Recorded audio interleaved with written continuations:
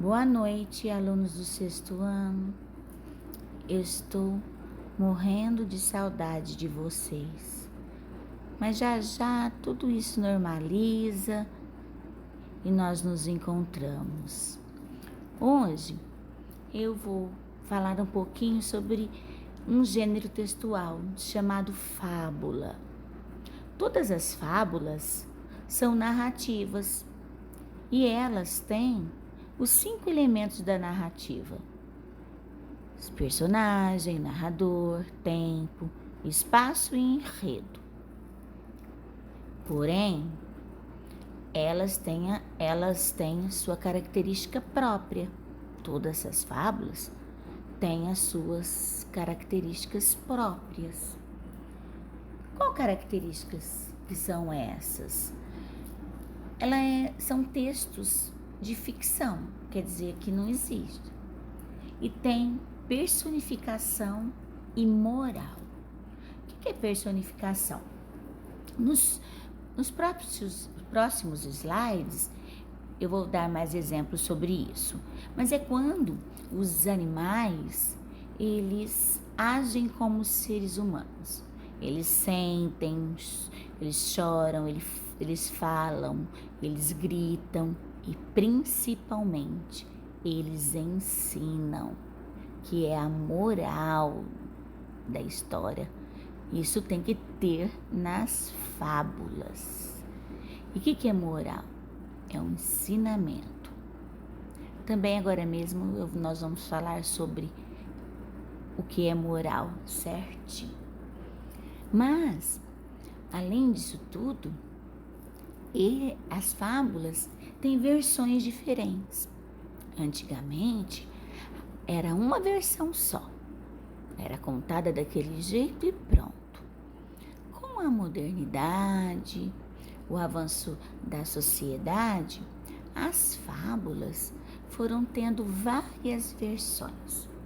Como, por exemplo, da formiga e da cigarra. A formiga da cigarra tradicional, a cigarra canta enquanto a formiga trabalha. Quando chega o inverno, a formiga vira as costas para a cigarra e diz que se ela cantou o verão inteiro, então que ela passe fome. Já na versão moderna, a formiga agradece a cigarra pela cantoria e diz que graças à cigarra o trabalho ficou mais leve, pois ela tornava o seu trabalho mais prazeroso com a sua música, com mais divertimento. Isso são versões diferentes, certo? E essas versões diferentes têm muito mais que essas. É só vocês procurarem e pesquisarem, vocês vão ver um monte de versões. Tem versões que a narrativa é contada em versos, como uma poesia, e é fábula também, do mesmo jeito. Como toda narrativa, que eu estou repetindo muito da narrativa, tem um título, só que esse título não é criativo, é um título muito comum, que são o título e nome dos personagens da fábula. Ou se não, o espaço que acontece na floresta, no bosque, na fazenda. Então, não tem criatividade nenhuma. E a linguagem tem que ser direta, clara, objetiva, simples, porque o objetivo delas é atrair o leitor, fazer com que o leitor entenda, compreenda, para poder ter o ensinamento. E o discurso, quase sempre, é um discurso direto, ou seja, os personagens conversam um com o outro. Novamente, eu falando da narrativa. Toda narrativa tem começo, meio e fim. E as fábulas também tem que ter começo, meio e fim. Porém, o início dela, ela começa sempre apresentando os personagens, mostrando quais são as suas características. se eles são espertos, malvados, se eles são bonzinhos, se eles são trapaceiros. E no meio da história acontece o conflito. Então, eles vão brigar, eles vão se ajudar, né? O clímax também acontece. Você vai ficar naquela expectativa, o que vai acontecer? E o final é o desfecho.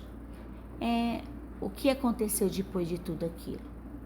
Diferente dos contos maravilhosos, as fábulas, não tem geralmente um final feliz. Pode ter um final que não seja feliz.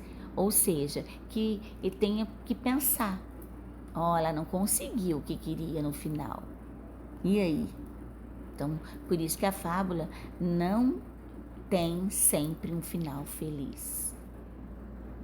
Como eu falei para vocês, a personificação é quando os animais criam, né, ações dos seres humanos. Também pode ser chamada de prosopopeia. Eu escolhi aqui uma página do Gibi do Bidu, onde que ele, depois do Franjinha ter lido tantas fábulas, ele cai dentro do livro de uma fábula. E aí ele passa por várias fábulas. E eu escolhi a fábula da lebre e da tartaruga, porque é a mesma fábula que tem lá na unidade 3 da apostila do primeiro bimestre. E ali, aqui vocês vão ver o Bidu falando, já é uma personificação.